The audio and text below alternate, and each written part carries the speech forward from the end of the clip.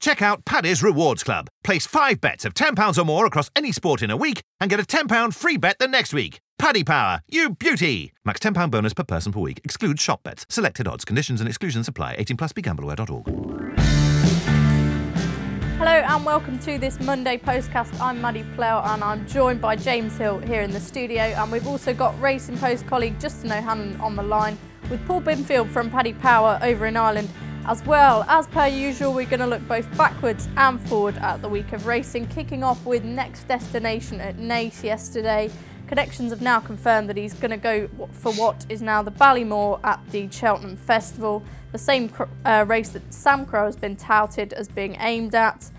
Jimmy, we'll kick off with you. What did you make of Next Destination's performance in general, and do you think he can put it up to Sam Crow?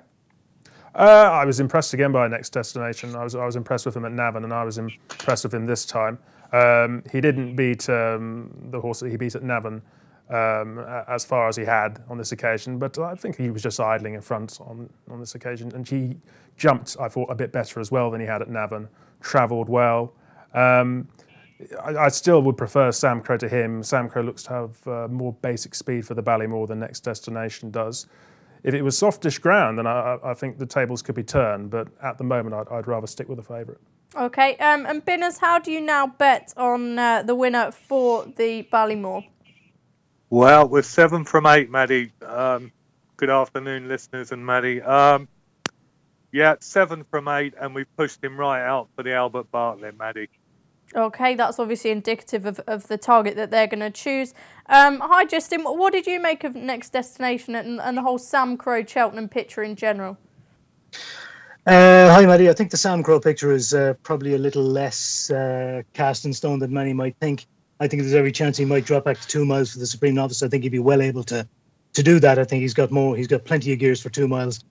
And I think it was after his first run that Gordon thought that he might be better suited by 2.5 miles because he was jumping. His jumping was a little bit, wasn't careful, but was a little bit big, but he was a lot slicker the last day. And I think dropping back to 2 miles or at least 2.25 at Leopardstown next month is certainly feasible. I think Gordon was also saying there's also the chance that he might run this Saturday at Punchestown in the Moscow Flyer. So it'll be interesting to see if he's entered for that. As for Next Destination, I think the Ballymore is the perfect race for him. I wouldn't like to see him step up to 3 miles. I don't like the Albert Bartlett. I think it's a race that can bottom out young horses, and I don't think they'll do that with him.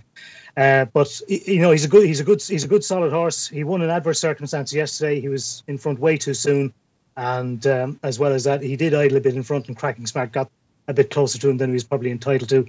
But I don't think there's any certainty the Next Destination is going to be Willie's first string for the Ballymore. He's got Get A Bird as well, who was very impressive when winning his maiden hurdle at Punchestown last month. Where we're still yet to see anything like the best of him over hurdles, I would suggest. You know, there's still a lot of there's still a long time to go. There's still a lot of work to be done before we get to March, and anything could happen yet. But Next Destination looks the most solid as regards a Ballymore horse that we've seen so far. But you know, a lot can change. Yeah, OK. I just want to touch on Cracking Smart. Of course, he finished second the last time. And again, as Jimmy said, he was a bit closer to the winner this time out. He's wearing cheap pieces for the first time. Do you reckon he's the sort of horse that could thrive in an Albert Bartlett? I think he's now 7-1 favourite for that race. Maybe Binners can confirm, Justin? Yeah, definitely. He's an absolute 3-miler. And I would, that's definitely the race for him, I would suggest. OK, Binners, is that correct? Yes, Maddie, 7-1 favourite. Next Destination 8, who we think probably won't run, and then it's 9-1 on the blind side, 16-1 bar. OK, and just to confirm, if Sam Crow was to go for the Supreme, have you got him priced up for that race? Sorry to be a pain. No problem at all. Yeah, 1 second, please, caller. No Sam Crow for the.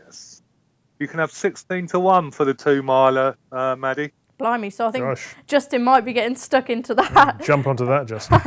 No bet. Be nice, wouldn't it? A lot of people are talking Sam Crow up to be their sort of Cheltenham banker. Jimmy, is he your Cheltenham banker material, or have you got something else in mind for that? Yeah, he wouldn't be my absolute banker. My absolute banker's Footpad for the Racing Post Arkle. That is, of course, providing he does go for the Arkle, because they've also got Sco Royal, and he could go for the JLT. I'd be absolutely horrified if he went for the JLT. I think he's just a spanking good bet for the Arkle. He jumps so well. I think he's one of the best novice jumpers of a fence I've seen for quite a long time. I just think he's so fluent. And I've always thought he's a horse with a lot of speed. I know some people think he's a stayer, but I think he's always been a speed horse. And they've run him and Scale all in the same race at the Cheltenham Festival for the last 2 seasons. I'll be hopeful that they do the same again. Okay, and Justin, whether Sam Crow, whichever race he goes for, would he be your idea of a banker, or are you wanting to keep your powder dry at this stage? I think the powder the powder won't be getting wet for a while, I'd say. I'd agree with Jimmy. I think Footpad is close to a banker, but for me, if Presenting Percy turns up in the 4 Mile Chase, he's an absolute marvel as far as I'm concerned. He'd be my banker material at the moment. Okay, and Binners, anything to add? Sam Crow isn't my banker at this stage. I'm still a big Willoughby Court fan in the JLT Novices Chase. I'm blaming the heavy ground at Cheltenham. He also gave Yanworth that £5 that day. He's a course and distance winner in the Ballymore Novices Hurdle, and he'll do for me. Yeah, I'm a big Willoughby Court fan, so I'll agree with you on that one. Moving on to We Have a Dream on Saturday, another one for Nicky Henderson, who could well go to the Triumph, of course. Do we think he's got that race sewn up? Of course, he has Apple Shakira, who's around the 4-1 favourite. She's due to run on Trials Day. Binners, go over to you first. How do we bet on the Triumph Hurdle, and what did you make of We Have a Dream? Well, according to the betting, he has got it sewn up, Maddie. Apple Shakira, 7-2 favourite. We Have a Dream. We nicked that one in 7 from 8. He's very impressive at Chepstow. 15-2, the Irish Hope Espoir Dallin, and then it's 12 bar. I had a look at the statistics earlier for this race in the betting, Maddie. I see the last 3 favourites have won, so you'd have to be keen on Apple Shakira if you follow that statistic. But then in 52 runnings of the race, only 11 favourites have justified their position. So at 20%, 7-2 Apple Shakira, is she a little bit too short? I'll ask the expert. Yeah, quite an interesting stat that. Jimmy, Apple Shakira, obviously the others have got to give her weight, her being a filly. Espoir Dallin, Stormy Island, anything else from Ireland taking your fancy, or do you think she's the one? Well, I think you've got to respect Ireland's record in the last 2 years of this race. They had the first 4 home 2 years ago when Ivanovic Gorbatov won, and you take out the winner Defi de Sur last season, and they would have had the first 4 home again. So they have had a good record recently, but I mean, Nicky Henderson, of course, had the first 3, Peace & Co, Top Notch and Hargammer a few seasons back. He's got an excellent record all round. And I have to say, I think both his horses, We Have a Dream and Apple Shakira, it's not absolutely guaranteed they'll both turn up in the Triumph, but I think they've got excellent chances. I thought that was a very good race, actually, on Saturday, the finale. I think the form's very good. I mean, the second horse, Sussex Ranger, had won his previous start by 14 lengths. The third horse had won his previous start by 25. Famous Millie probably would have finished 4th if she hadn't fallen at the last. She won by 70 lengths at Aintree. So for me, I know it was run on very heavy ground, but I think in terms of form, that's as good as you're likely to get come March. Okay, that's interesting. Justin, I'd like to go to you and see what you think of those Irish hopes I mentioned, Espoir Dallin and Stormy Island. As well, it's probably worth mentioning a lot of people like to wait until the Adonis has been, just to see if anything comes out of the woodwork. But, of course, Zarkandar in 2011, he was the last horse to do that double. So what do you make of Ireland's hopes? As Jimmy said, they often do really well in the Triumph. Yeah, pretty good, I would say. Espoir Dallin has obviously done nothing wrong in winning 3 out of 3. I personally would have my question mark was whether Espoir Dallin will frank the form with Farcla when they meet next. Farcla was second to him at Leopardstown, having his first run over hurdles in the Grade 2 at Christmas. A bit along the lines of Tiger Roll, who was second in a graded race, first time out for Elliott when the year he won the Triumph. I think Farcla could well turn the tables. Stormy Ireland could be absolutely anything. Won at Fairyhouse by about 50 lengths. Jumped brilliantly, and whether he could tow them along like that in a Triumph hurdle is another matter. But I mean, We Have a Dream looks solid. The one thing I know about that form is that Gavin Cromwell's filly went from absolutely running away 3 out to being beaten in 2 strides. So I wouldn't be surprised if something was amiss with her, especially on ground that she would have favoured. But I was actually going to ask how good the form that was. I would have known much about Sussex Ranger before what Jimmy just said now, so that sounds reasonably good. But I suppose there has to be a fair chance that Henderson will split the 2 of them up, won't he? Run 1 in the Supreme and maybe 1 in the Triumph. Justin, sorry, I was just going to say, The 4-year-olds in Ireland, the juveniles in Ireland over the last few seasons have performed very well at Cheltenham. They appear to be pretty top notch. How would you compare this season's juveniles to those of last and the season before? Well, the thing is, the last year and the season before, I wouldn't have thought they were up to finishing 1, 2, 3, 4 in the Triumph. You know, it's very hard to say. I think this, from what we've seen on evidence at the moment, I'd say this year's crop are probably as good as the last couple of years, but it's obviously pretty difficult to say. I think there's like the novices, there's a lot of water to go under the bridge yet, and it's far from certain that Espoir d'Allen will be the main Irish Open, the Triumph, in a couple of months' time. Okay, and Binners, what do you make of the Triumph hurdle at this stage? Well, as we've already said, Nicky Henderson's got the market cornered. Gavin Cromwell proved the other day that he can launch overseas raids over here, winning the Welsh National. Espoir d'Allen's looked really good so far, so maybe that's their main challenger. But looking at those statistics, I'm not sure if I want to be backing one at too shorter odds at this stage, Maddie. Okay, so Binners is hoping something does indeed crawl out the woodwork. Right, it's competition time now. Every Monday we give listeners and viewers the chance to win a £25 or €25 free bet courtesy of our sponsors Paddy Power. All you have to do is answer the upcoming question correctly and tweet your answer using the hashtag Postcast. Today's question is, which 13-year-old horse won the rescheduled Welsh Grand National at Chepstow on Saturday? We'll reveal the answer and the winner in Friday's Weekend Tipping Postcast. Check out Paddy's Rewards Club. Place 5 bets of £10 or more across any sport in a week and get a £10 free bet the next week. Paddy Power, you beauty! Max £10 bonus per person per week. Excludes shop bets. Selected odds. Conditions and exclusions apply. 18+. BeGambleAware.org. Welcome back to this Monday Postcast now. After the weekend's action we've had, of course, with the big Veterans Chase at Sandown Park and Razda Marie winning the Coral Grand National in Wales at age 13.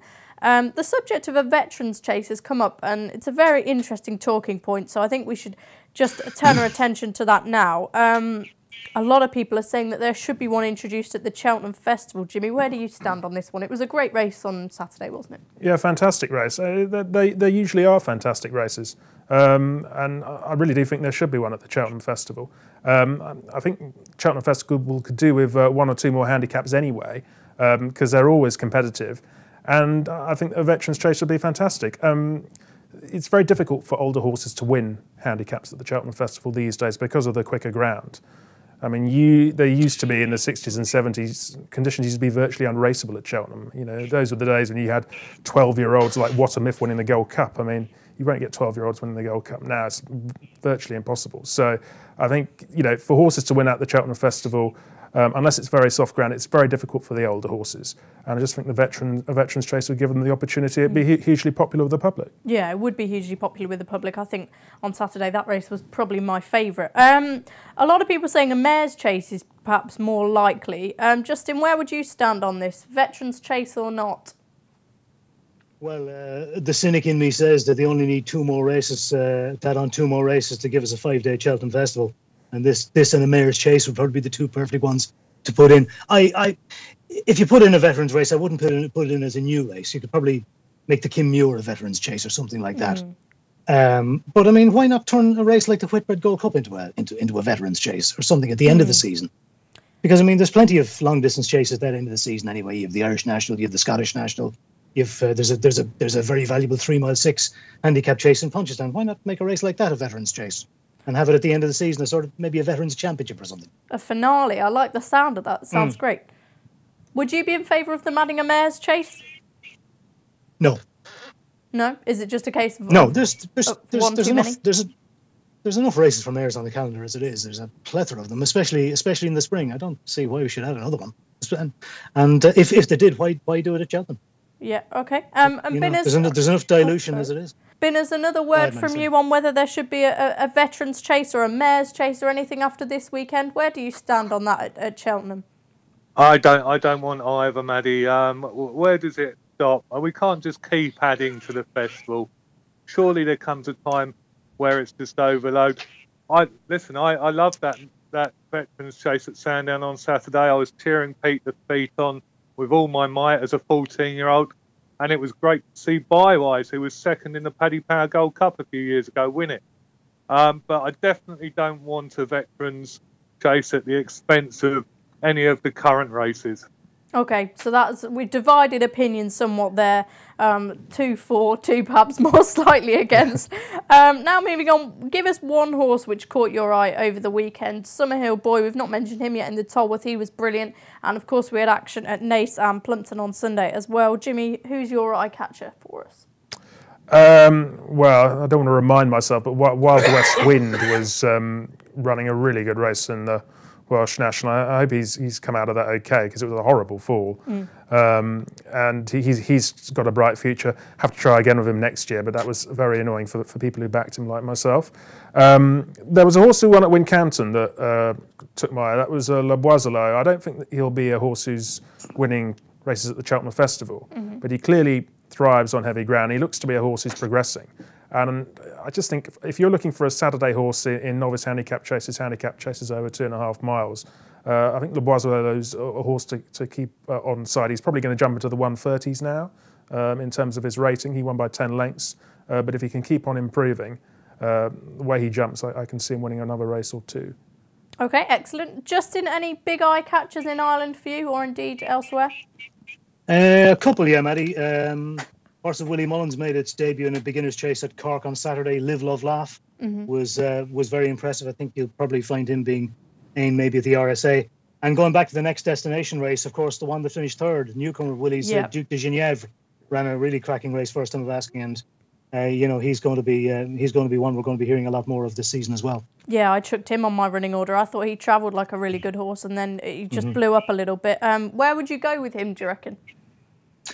I would say he's probably going to go the Ballymore route as well, you would think, unless, we'll see where he goes next time. If I'm not sure when the next 2.5 mile graded novice chase is in Ireland, but probably not till February. But we'll see where he turns up next, and that'll tell us a lot more. But I imagine 2.5 is going to be his trip. Yep, certainly looks that way. And Ben, as an eye catcher for you over the weekend?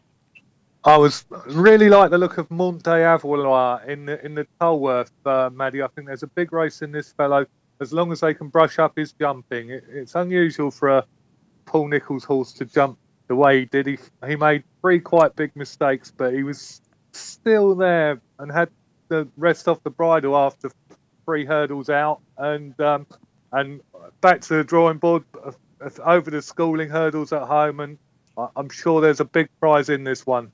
Okay, thanks very much. We'll take a quick break now, and afterwards we'll have a look at the classic chase at Warwick. Check out Paddy's Rewards Club. Place 5 bets of £10 or more across any sport in a week and get a £10 free bet the next week. Paddy Power, you beauty! Max £10 bonus per person per week. Excludes shop bets. Selected odds. Conditions and exclusions apply. 18+. BeGambleAware.org. Welcome back to this Monday Postcast. Now, as promised, we're going to cover the Betfred Classic Chase at Warwick on Saturday. Of course, it was won by subsequent Grand National winner, One for Arthur, last year. I wonder if we've got a national winner in it this time around. Quite a few entered from that Welsh National that we've been talking about. Missed Approach as well. He's sure to be well fancied. He finished 6th in the Ladbrokes Trophy last time out. Good to know. Was 2nd in it last year. He's back for more. Roos Blanc's a previous winner, and we've also got Carol's Destre in there as well. Binners, have you got any betting on this for us just yet?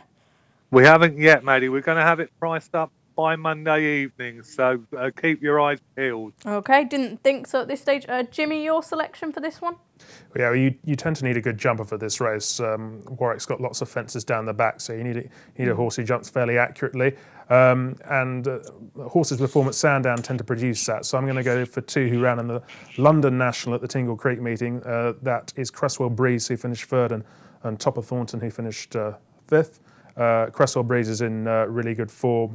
Just came up against a well-handicapped horse at Sandown in Ben Benz, and she's nicely weighted. And Top of Thornton actually got dropped £1, and if there's a bit of rain for him, I can see him going well too. You'd expect it to be quite tiring work there at Warwick.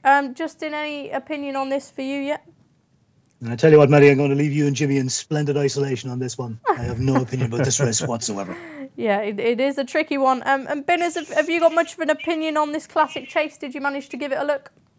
I've had a quick look, Maddie. A horse you just mentioned, Good to Know, for Kerry Lee, who does so well in these staying chases. As you say, he was 2nd to won for Arthur last year, beaten 6 lengths. Not very inspiring form so far this season, unseated and pulled up. But saying that, the horse is only £2 higher than when he ran it in it last year. So if he can come back to form, hopefully a great prospect. Yeah, there's no one for Arthur in it this time around, and perhaps it's not quite as strong a race.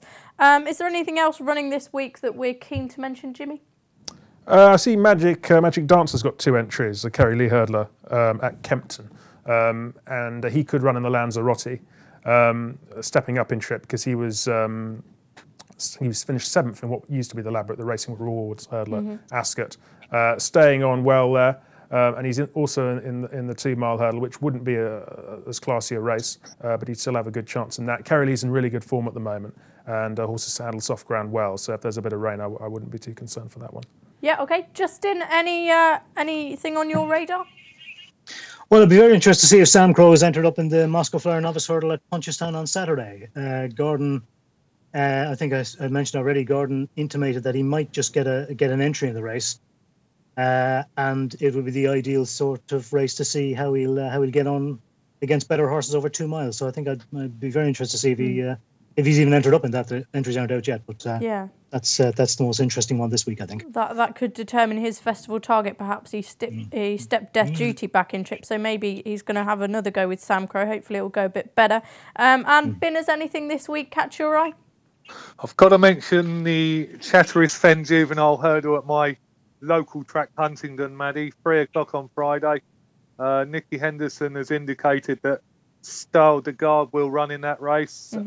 But it's very nice to see Gamble in there as well for Philip Hobbs. It could be a crackerjack renewal.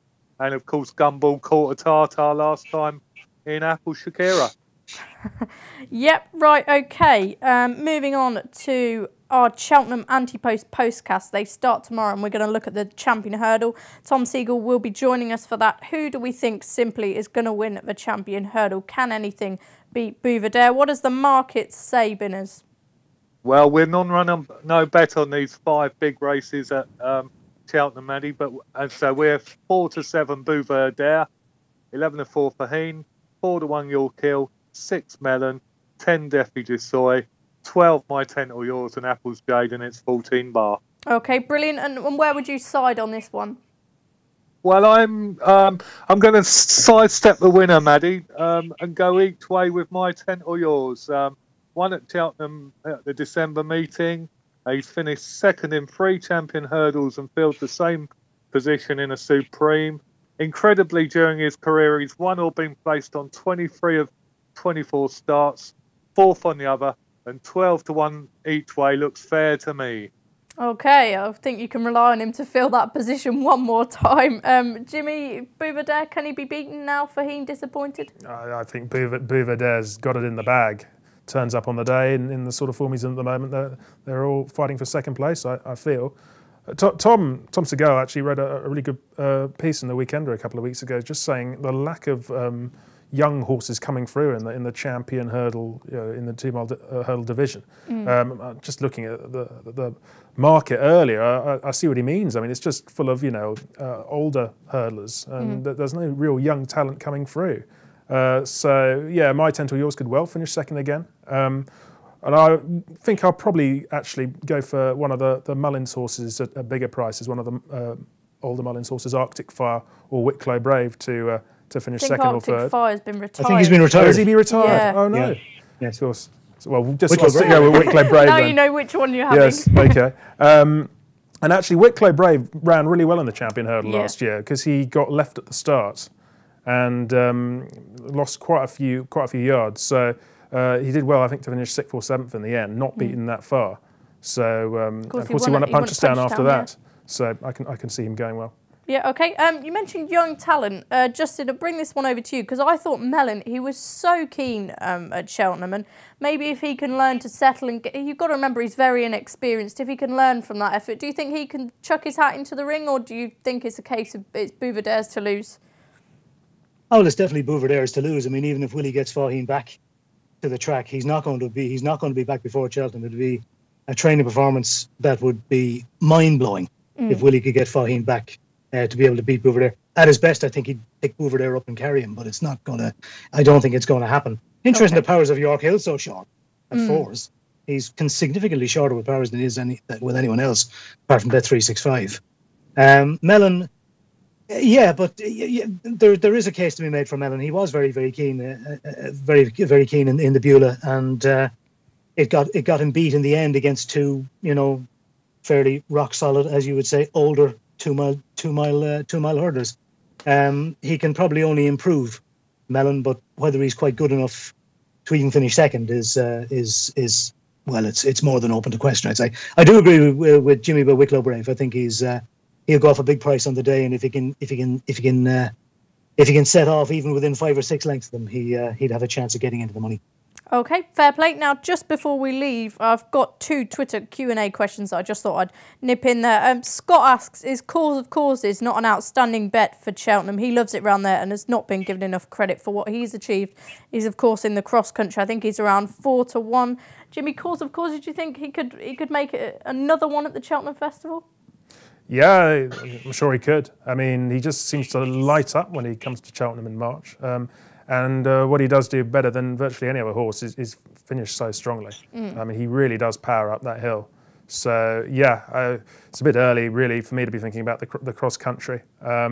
But it's not something where you see lots of young talent flying through or anything. So, yeah, he surely could do it again. Yeah, and if Gordon Elliott can get him there in anything like the form he has in recent years, he should have a great chance. Yeah. So we're in agreement there. And Justin, I'm not sure if you're familiar with this horse, but we'll give it a go. Mark Flannery asks, is Act of Valour, what do we make of him for the Triumph or the Fred Winter? Are you familiar with that one at all? Is that the Godolphin horse, is it? It's with Paul Nicholls. I think it's a McNeil family-owned horse.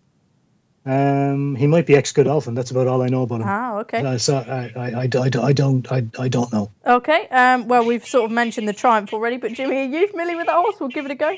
No. No. So I'm afraid that just about cause of causes. Oh yeah. Yeah, I think that's a fair shout by Scott, was it, on Twitter? Yeah. I'd like to have seen him out before now, though. He's I think he's had 3 or 4 runs. He had 3 or 4 runs this time last year. I think he's entered possibly to run in the good 2 mile handicap chase at Fairyhouse on Sunday. So and I know he missed Cheltenham in November, but yeah, that's a fair shout. He'd be very, very difficult to beat. Although I think Auvergnat at about 12-1 is a fair each way shout for that race at this stage. Okay. In the same colours. Yeah, all right. Mark, if I can give you any help with Act of Valour, I think he finished behind We Have a Dream at Doncaster, of course, so I think he'd have to improve on that run if he was to get anywhere near them in the Triumph, but maybe he could be one for the Fred Winter. Paul Nicholls certainly knows what he's doing.